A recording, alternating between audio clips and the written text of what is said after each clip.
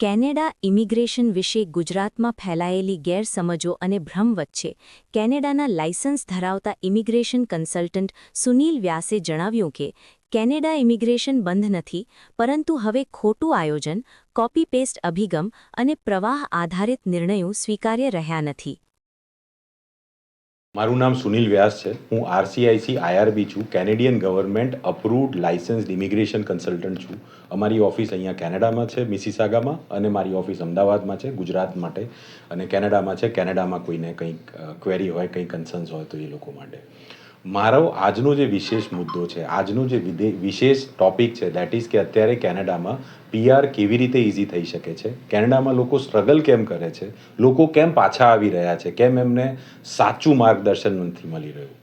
સો અત્યારે કેનેડાની સિચ્યુએશન એવી છે કે કેનેડાને લેબર્સ નથી જોઈતા, કેનેડાને જોઈએ છે સ્કિલ્ડ વર્કર્સ. કેનેડાને એવા લોકો જોઈએ છે જે કેનેડાની ઇકોનોમીમાં કોન્ટ્રીબ્યુટ કરી શકે અને કેનેડાને આગળ લઈ શકે, ના કે એવા લોકો કે જે લોકો લેબર જોબ કરે છે. કારણ કે કેનેડાને પણ આગળ વધવું છે. અત્યારે Canada is a developed country, but એમને હજુ આગળ વધવું છે. આ વર્ષે પણ ઘણા બધા નવા ચેન્જીસ છે. 3 નવી કેટેગરીઝ લોન્ચ થવાની છે. સાયન્ટિસ્ટ માટે કેટેગરી આવવાની છે, મિલિટરી પર્સનલ્સ માટે કેટેગરી આવવાની છે, મેનેજમેન્ટવાળા લોકો માટે કેટેગરી આવવાની છે. જો તમે કેનેડામાં સ્ટ્રેટેજિકલી બધી વસ્તુ પ્લાન કરશો તો કેનેડામાં વર્ક પરમિટ એક્સટેન્ડ કરવા પણ ઇઝી છે. અમે લોકોએ ઘણા બધાને અત્યાર સુધી સપોર્ટ કર્યો છે, આગળ પણ અમે ગાઈડ કરી શકીએ છીએ.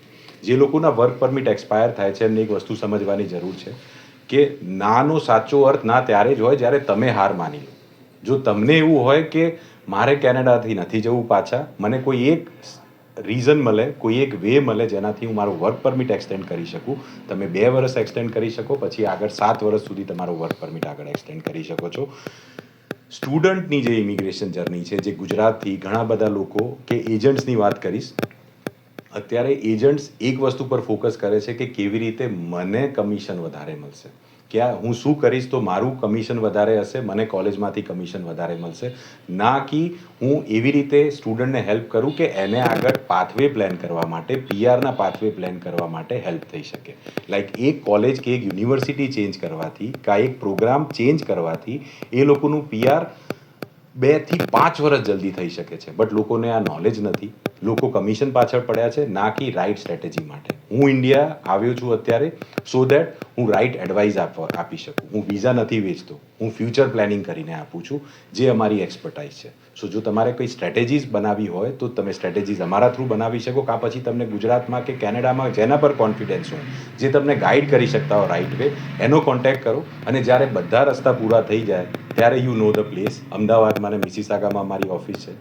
કેનેડા તમે જઈ શકો છો, કેનેડા તમે રહી શકો છો, તમને કોઈ જ રોકવાનું નથી.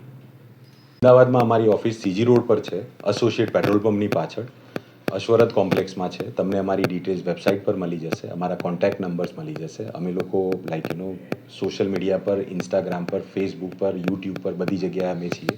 તમને કંઈ પણ ક્વેરી હોય તમે અમને DM કરી શકો છો તમારો નંબર, મારી ટીમ તમને ડાયરેક્ટ કોન્ટેક્ટ કરશે. અમદાવાદની ઓફિસ પર કોઈ કન્સલ્ટેશનના અમે ચાર્જ નથી લેતા.